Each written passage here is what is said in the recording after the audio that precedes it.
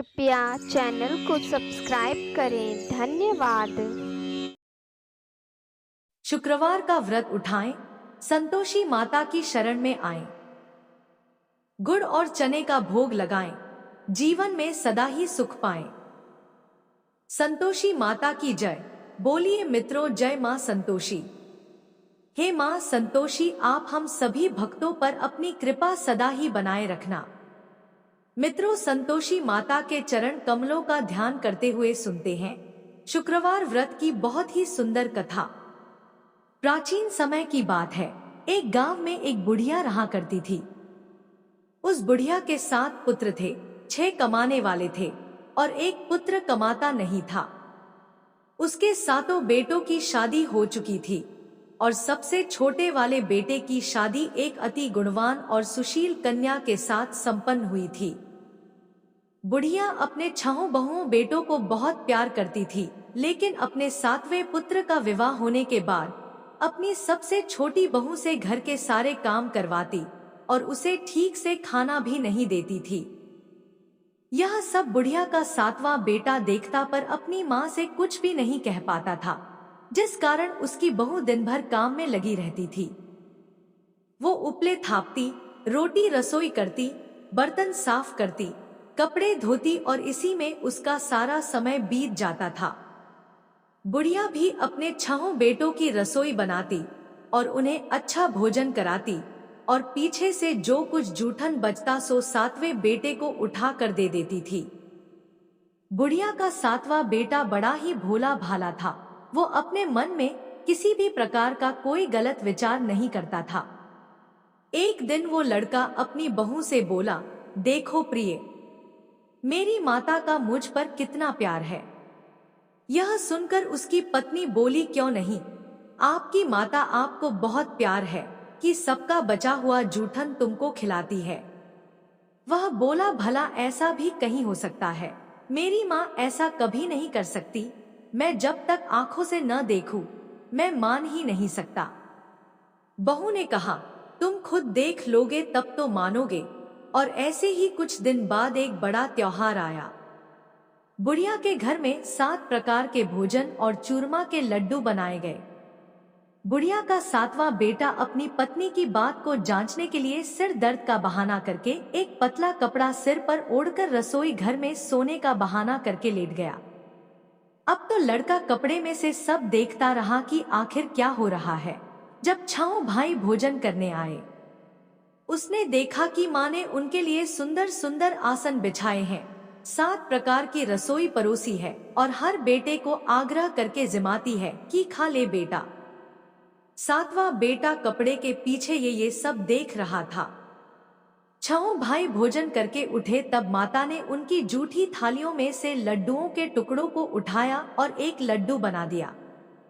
जूठन साफ कर बुढ़िया ने 7वें बेटे को पुकारा कि उठो बेटा, 6 भाई भोजन कर गए, अब तू ही बाकी है, उठना कब खाएगा? वह कहने लगा कि माँ, मुझे भोजन नहीं करना, मैं धन कमाने के लिए परदेश जा रहा हूँ। माँ को बेटे की बात पसंद आ गई कि बेटा परदेश जाएगा तो बहुत सारा धन कमा कर लाएगा। बुढ़िया ने अपने बेटे को जाने की आज्ञा दे दी और कहा कि कल जाता हो तो आज ही जाओ।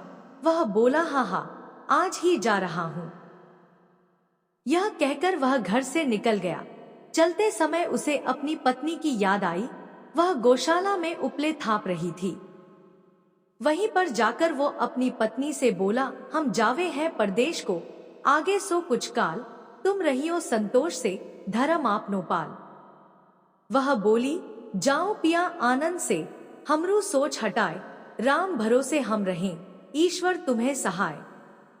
पत्नी बोली, दे निशानी आपनी, देख धरू में धीर, सुधी हमरी मति बिसारियो, रखियो मन गंभीर।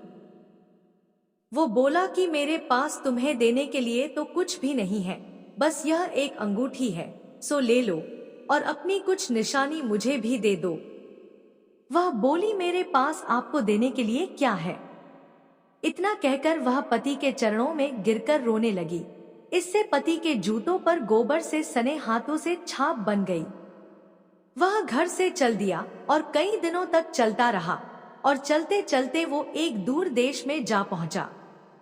वहां पर एक बड़े साहूकार की दुकान थी। वहां जाकर वो कहने लगा, सेठ जी, मुझे धन की बहुत आवश्यकता है, मुझे आप नौकरी पर रख लो। साहूकार को भी काम के लिए एक व्यक्ति की जरूरत थी, तो वह बोला कि ठीक है, रह जाओ। लड़के ने पूछा कि साहूकार जी, वेतन क्या दोगे? साहूकार ने कहा, तुम्हारा काम देखकर दाम मिलेंगे। और ऐसा कहकर उसको साहूकार के यहाँ नौकरी मिल गई। वह रोज सवेरे 7 बजे से रात तक सेठ के पास नौकरी करने लगा। कुछ ही दिनों में वो लड़का दुकान का सारा लेन देन, हिसाब किताब, ग्राहकों को माल बेचना, सारा काम करने लगा। साहूकार के 7 से 8 नौकर थे। वे सब चक्कर खाने लगे कि यह तो बहुत होशियार बन गया है। सेठ ने भी लड़के का काम देखा और 3 महीने में ही उसे आधे मुनाफे का साझीदार बना लिया। इसी प्रकार से समय बीता और वह लड़का 12 वर्ष में ही नामी सेठ बन गया। अब तो मालिक सारा कारोबार उस पर छोड़कर बाहर चला गया। संतोषी माता व्रत कथा के अनुसार अब बहू पर क्या क्या बीत रही है, सो आप सुनो। बेटे के जाने के बाद सास अपनी बहू को बहुत दुख देने लगी। सास सारी गृहस्थी का काम करवाकर बहू को लकड़ी लेने जंगल में भेज देती। इस बीच घर की रोटियों के आटे से जो भूसी निकलती उसकी रोटी बनाकर रख दी जाती और फूटे नारियल के खोपरे में पानी पीने के लिए दिया जाता। और इस तरह उस दुखियारी के दिन बीत रहे थे। पति के जाने बाद बहू पर सास के अत्याचार धीरे धीरे और ज्यादा बढ़ते चले गए। एक दिन बहू इस सब से दुखी होकर मंदिर चली गई। वहां उसने देखा कि बहुत सी स्त्रियां कोई पूजा कर रही थी। उसने स्त्रियों से उस व्रत के बारे में जानकारी ली तो वे बोली कि हम संतोषी माता का व्रत कर रही हैं। इससे जीवन के सभी प्रकार के कष्टों का नाश होता है और जीवन में सुख समृद्धि आती है। निपुत्र को पुत्र मिलता है, प्रीतम बाहर गया हो तो जल्दी अपने घर को आता है। कुंवारी कन्या को मनपसंद वर मिलता है, सब तरह की सुख शांति प्राप्त होती है और जो कुछ मन में कामना हो वे सब इस संतोषी माता की कृपा से पूरी हो जाती है। उन स्त्रियों ने उसे बताया कि शुक्रवार को नहा धोकर एक लोटे में शुद्ध जल ले गुड़ चने का प्रसाद बना लेना तथा सच्चे मन से माँ का पूजन करना, हर शुक्रवार को निराहार रहे, संतोषी माँ की कथा कहना सुनना, इसके बीच व्रत का क्रम टूटे नहीं, सो लगातार इस नियम का पालन करना। साथ में कथा सुनने वाला कोई न मिले तो घी का दीपक जलाकर उसके आगे जल के पात्र को रखकर कथा कहना। जब तक कार्य सिद्ध न हो नियम पालन करना और कार्य सिद्ध हो जाने पर ही व्रत का उद्यापन करना। 3 मास में माता व्रत का फल पूरा करती है।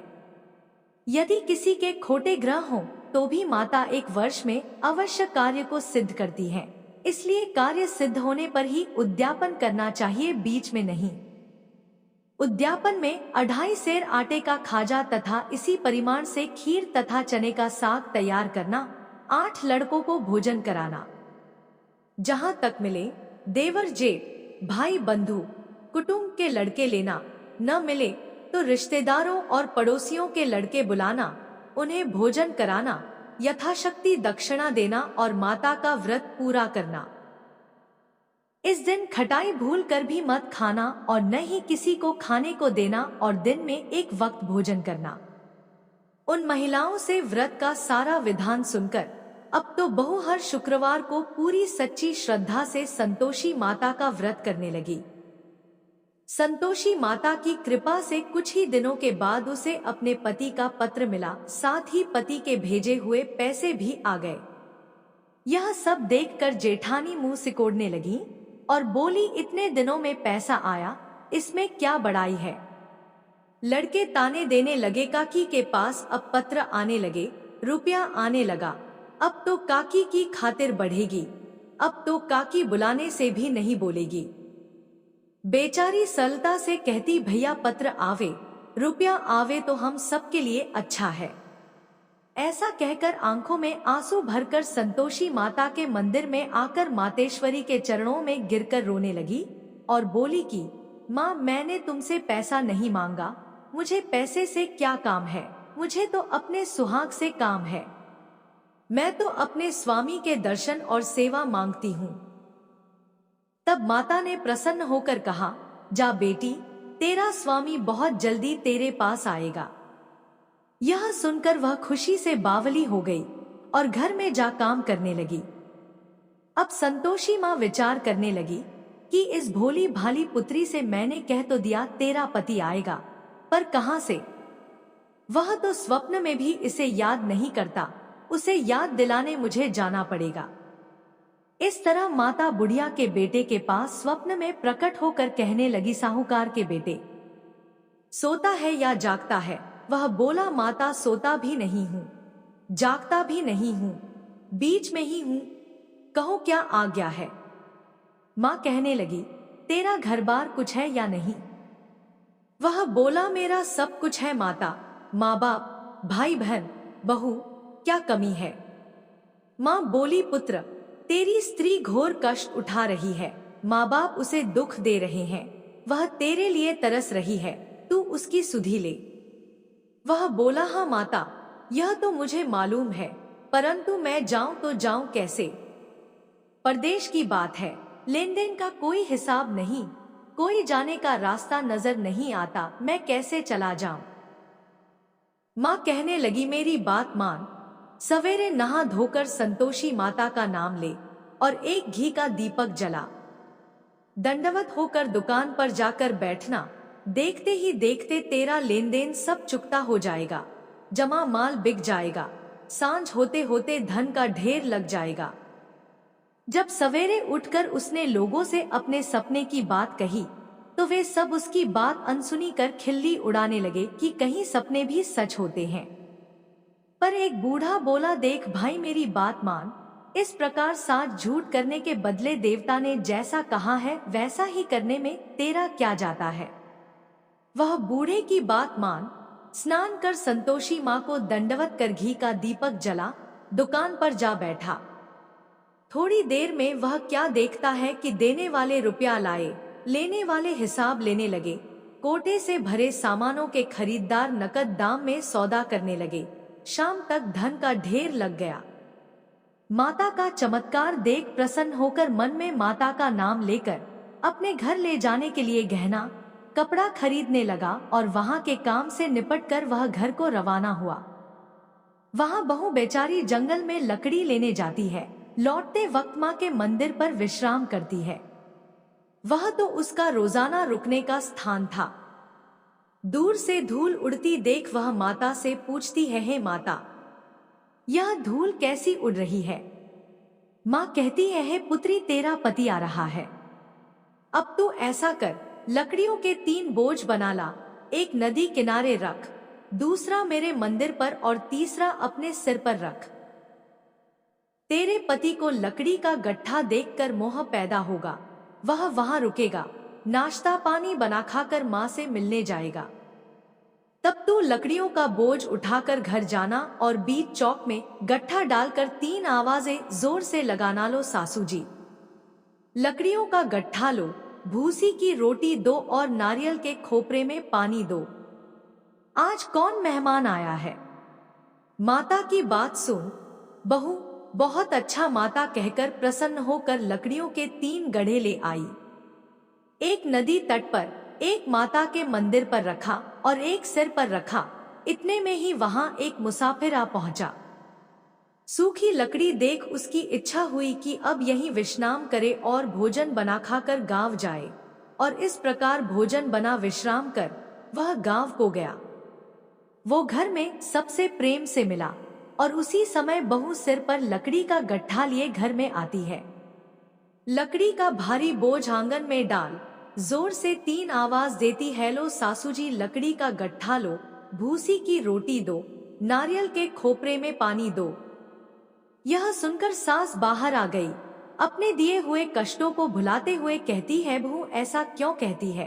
तेरा मालिक, तेरा पति आया है, आ बैठ, मीठा भात खा, भोजन कर, कपड़े गहने पहन। इतने में आवाज सुन उसका स्वामी बाहर आता है और अपनी अंगूठी देख व्याकुल हो माँ से पूछता है, माँ यह कौन है? माँ कहती है, बेटा यह तेरी बहू है। आज 12 वर्ष हो गए तू जब से गया है, तब से सारे गांव में जानवर की तरह भटकती फिरती है। कामकाज घर का कुछ करती नहीं, 4 समय आकर खा जाती है। अब तुझे देखकर भूसी की रोटी और नारियल के खोपरे में पानी मांगती है। वह लज्जित हो बोला, ठीक है माँ, मैंने इसे भी देखा है और तुम्हें भी देखा है। अब मुझे दूसरे घर की चाबी दो तो उसमें ही रहूंगा। तब माँ बोली, ठीक है बेटा, तेरी जैसी मर्जी। इतना कहकर चाबी का गुच्छा पटक दिया। उसने चाबी लेकर दूसरे कमरे में, जो तीसरी मंजिल के ऊपर था, खोलकर सारा सामान जमाया और एक दिन में ही वहां राजा के महल जैसा ठाट बाट बन गया। अब क्या था, वे दोनों पति पत्नी सुखपूर्वक रहने लगे और इतने में अगला शुक्रवार आया। बहू ने अपने पति से कहा कि मुझे माता का उद्यापन करना है। पति बोला, बहुत अच्छा, खुशी से करो, और वह तुरंत ही उद्यापन की तैयारी करने लगी। जेठ के लड़कों को भोजन के लिए कहने गई। उसने मंजूर किया, परंतु पीछे जेठानी अपने बच्चों को सिखलाती है, देखो रे, भोजन के समय सब लोग खटाई मांगना, जिससे उसका उद्यापन पूरा न हो। लड़के जीमने आए, खीर पेट भरकर खाई, परंतु याद आते ही कहने लगे, हमें कुछ खटाई दो, खीर खाना हमें भाता नहीं, देखकर अरुचि होती है। बहू कहने लगी, खटाई किसी को नहीं दी जाएगी, यह तो संतोषी माता का प्रसाद है। लड़के तुरंत उठ खड़े हुए, बोले, चाची पैसा लाओ। भोली बहू कुछ जानती नहीं थी, सो उन्हें पैसे दे दिए। लड़के उसी समय जा करके इमली ला खाने लगे और यह देखकर बहू पर माताजी ने कोप किया। माता के क्रोध से राजा के दूत उसके पति को पकड़ कर ले गए और जेल में बंद कर दिया। इस सब से जेठ जेठानी बहू को खोटे वचन कहने लगे कि लूट लूट कर धन इकट्ठा करके लाया था, सो राजा के दूत पकड़ कर ले गए। चोर को अब सब मालूम पड़ जाएगा जब जेल की हवा खाएगा तो। बहू से यह वचन सहन नहीं हुए, वो रोती रोती माता के मंदिर में गई। बोली, हे माता, तुमने यह क्या किया? हंसाकर अब क्यों रुलाने में लगी हो? माता बोली, पुत्री, तूने गलत उद्यापन करके मेरा व्रत भंग किया है। तूने इतनी जल्दी सब बातें भुला दी। वह कहने लगी, माता, भूली तो नहीं हूँ, न कुछ अपराध किया है, मुझे तो लड़कों ने भूल में डाल दिया। मैंने भूल से उन्हें पैसे दे दिए, मुझे क्षमा कर दो। माँ बोली, ऐसी भी कहीं भूल होती है। वह बोली, माँ मुझे माफ कर दो, मैं फिर तुम्हारा उद्यापन करूंगी। माँ बोली, ठीक है, पर अब भूल मत करना। वह बोली, अब नहीं होगी। माँ बोली, जा पुत्री, तेरा पति तुझे रास्ते में ही आता मिलेगा। और वह घर को चल दी। राह में पति आता मिला तो उसने पूछा, तुम कहाँ गए थे? तब वह कहने लगा, इतना धन कमाया है, उसका कर राजा ने मांगा था, वहीं भरने गया था। वह प्रसन्न होकर बोली, भला हुआ, अब घर चलो। कुछ दिन बाद फिर शुक्रवार आया। वह बोली, मुझे माता का उद्यापन करना है। पति ने कहा, ठीक है, करो। वह फिर जेठ के लड़कों से भोजन करने को कहने गई तो जेठानी ने एक दो बातें सुनाई और लड़कों को सिखा दिया कि तुम पहले ही खटाई मांगना। लड़के कहने, जगह में खीर नहीं खाना, जी बिगड़ता है, कुछ खटाई खाने को देना। वह बोली, खटाई खाने को नहीं मिलेगी, आना हो तो आओ। और ऐसे वह ब्राह्मणों के लड़के बुलाकर भोजन कराने लगी। यथाशक्ति दक्षिणा की जगह एक एक फल उन्हें दिया और इससे संतोषी माता प्रसन्न हुई। माता की कृपा होते ही 9वें मास उसको चंद्रमा के समान सुंदर पुत्र प्राप्त हुआ। वो पुत्र को लेकर प्रतिदिन माता जी के मंदिर में जाने लगी। माँ ने सोचा कि यह रोज आती है, आज क्यों न मैं ही इसके घर चलूं, इसका आसरा देखूं तो सही। यह विचार कर माता ने भयानक रूप बनाया। गुड़ और चने से सना मुख, ऊपर सूंड के समान होंठ, उस पर मक्खियां भिन भिना रही थी। दहलीज में पांव रखते ही उसकी सास चिल्लाई, देखो रे, कोई चुड़ैल डाकिन चली आ रही है, लड़कों इसे भगाओ, नहीं तो किसी को खा जाएगी। लड़के डरने लगे और चिल्लाकर खिड़की बंद करने लगे। यह सब बहू रोशनदान में से देख रही थी। प्रसन्नता से पगली होकर चिल्लाने लगी, आज मेरी माता जी मेरे घर आई है। यह कहकर बच्चे को दूध पिलाने छोड़ देती है। इतने में सास का क्रोध फूट पड़ा। बोली, रान इसे देखकर कैसी उतावली हुई है जो बच्चे को पटक दिया। इतने में माँ के प्रताप से जहां देखो वहीं लड़के ही लड़के नजर आने लगे। वह बोली, माँ जी, मैं जिनका व्रत करती हूँ यह वही संतोषी माता है। इतना कह झट से सारे घर के किवाड़ खोल देती है। सबने माता के चरण पकड़ लिए और विनती कर कहने लगे हैं, माता हम मूर्ख हैं, हम अज्ञानी हैं, पापी हैं। तुम्हारे व्रत की विधि हम नहीं जानते। तुम्हारा व्रत भंग कर हमने बहुत बड़ा अपराध किया है। हे माता, आप हमारा अपराध क्षमा करो। इस प्रकार माता प्रसन्न हुई और सभी को आशीर्वाद दिया। माता, आपने बहू को जैसा फल दिया वैसा सबको देना। जो भी भक्त माता की यह कथा पढ़े उसका हर मनोरथ पूर्ण हो। तो बोलिए प्रेम से संतोषी माता की जय।